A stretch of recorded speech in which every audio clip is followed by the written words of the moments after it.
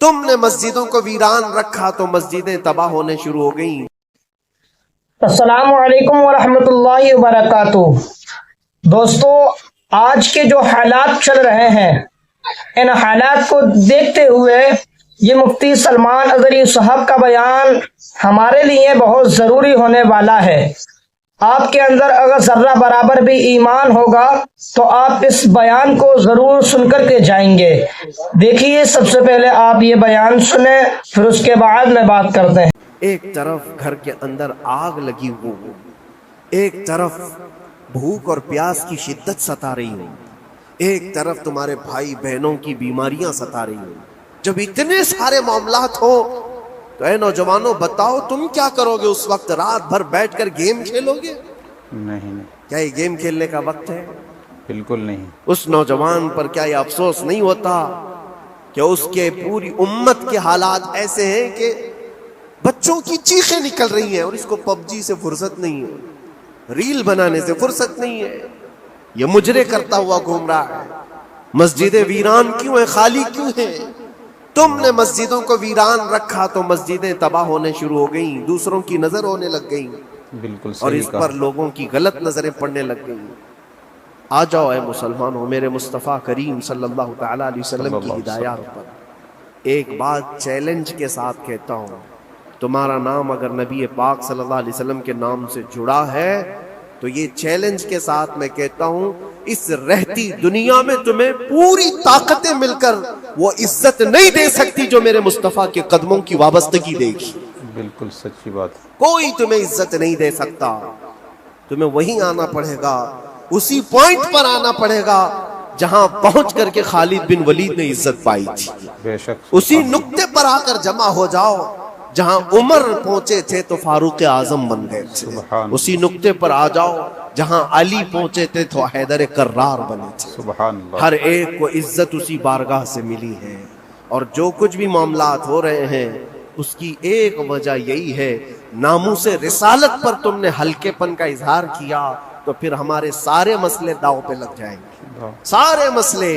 یہ تو وقف ہے، ابھی دیکھو آگے کل تمہاری اذانیں نشانے پر ہیں، تمہاری جماعت کی نمازیں نشانے پر ہیں، تمہاری مسجدیں بھی نشانے پر ہیں کہ تم اپنے گھروں پر بھی جمعہ پڑھ سکتے ہو، چھتوں پر بھی نمازیں پڑھ سکتے ہو۔ یہ سب معاملات آئیں گے، برقع، حجاب، ٹوپی، داڑھی ویسے ہی چل چکے ہیں مسئلے، ہر چیز نشانے پر ہے۔ ارے تمہارے کھانے بھی نشانے پر ہے، تم کیا کھاؤ گے، کیا بچاؤ گے، یہ بھی نشانے پر ہے۔ یہ سارے مسائل صرف اسی بنیاد پر ہے، قوت فکر و عمل پہلے فنا ہوتی ہے جب کسی قوم کی شوکت پہ زوال آتا ہے۔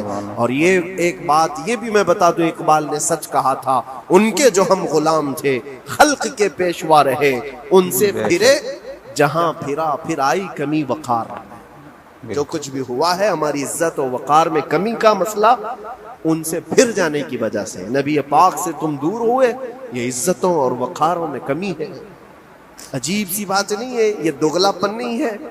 میں ان نوجوانوں سے پوچھتا ہوں، نبی پاک صلی اللہ علیہ وسلم سے سچی محبت کا اظہار کرتے ہو، حضور سے اپنی جان سے زیادہ محبت کی بات کرتے ہو، لیکن جب ان کے اخلاق کی بات کی جائے تو تمہیں اخلاق ان کے پسند نہیں ہے، حضور پاک کا چہرہ نہیں پسند ہے، حضور پاک کے لباس تمہیں نہیں پسند، تو پھر کون سی محبت کی بات کرتے ہو؟ اللہ کے رسول صلی اللہ تعالیٰ علیہ وسلم سے تم بے انتہا محبت کی بات کرتے ہو، پھر وہ محبت کا تقاضا یہ ہے کہ تمہاری ظاہری زندگی میں بھی تو نظر آئے کچھ بدلاؤ آنا چاہیے۔ محبت کا تقاضا یہ ہے، تم شرما جاتے ہو، دنیا کیا کہے گی مجھے، دنیا کیا کہے گی، دقیانوسی کہے گی، فنڈامنٹل کہے گی، پرانے زمانے کا کہے گی، میں چہرے پر داڑھی رکھ لوں تو لوگ مجھے پتہ نہیں کیا کیا کوسیں گے۔ تم نے دنیا کے لیے اپنے آپ کو بدل لیا، یہ نہیں سوچا کہ یہ وہی دنیا ہے جو 4 دن کے بعد میری دوستی کو لات مارے گی، اور 4 دن کے بعد مجھے قبر میں رکھ کر کے منو مٹی پر دبا دے گی، اور مجھے جانا تو ہے پھر قبر میں منہ دکھانا ہے تو اسی مصطفیٰ کو دکھانا ہے۔ بے شک، جہاں یہ نہیں پہنچ سکتے وہاں رسول پاک ہوں گے، محشر کے میدان میں جہاں کوئی سہارا نہیں ہوگا اس وقت رسول پاک تمہارا ہاتھ پکڑ رہے ہوں گے، اور تم نے ان کا خیال نہیں کیا۔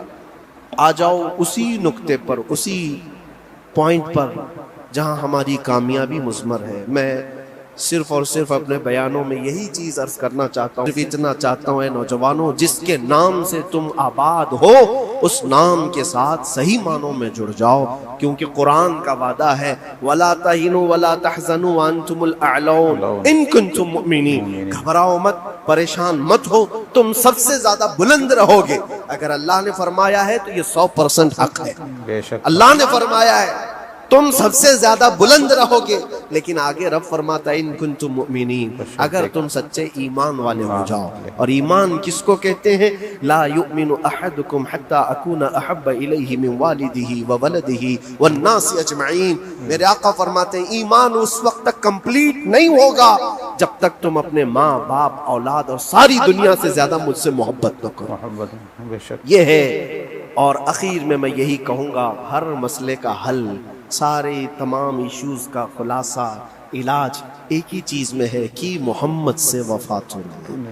تو ہم تیرے ہیں، یہ جہاں چیز ہے کیا؟ لوح و قلم تیرے۔ لوگ انتظار میں ہیں، بہت سارے لوگ یہ پوچھتے بھی ہیں ہمیں کیا کرنا چاہیے، ہمیں کیا کرنا چاہیے؟ ظلم پہ ظلم ہوتا جا رہا ہے، ظالم اپنے انجام پر ضرور پہنچیں گے، کیونکہ قرآن میں اللہ کا وعدہ ہے وَسَيَعْلَمُ الَّذِينَ ظَلَمُوا أَيَّ مُنْقَلَبٍ يَنْقَلِبُونَ، ان قریب ظالم یہ دیکھ لے گا کہ اللہ اس کو کس پلٹی پر پلٹائے گا، کس کھائی میں گرائے گا، اسے اندازہ بھی نہیں ہوگا، اس کے بنے ہوئے جالوں میں وہ خود پھنسے گا۔ بالکل بے شک ظالموں کی ایک لمبی تاریخ ہے اور ان کو بھی پڑھنا چاہیے جو آج ظلم کر رہے ہیں، لیکن تمہارا کردار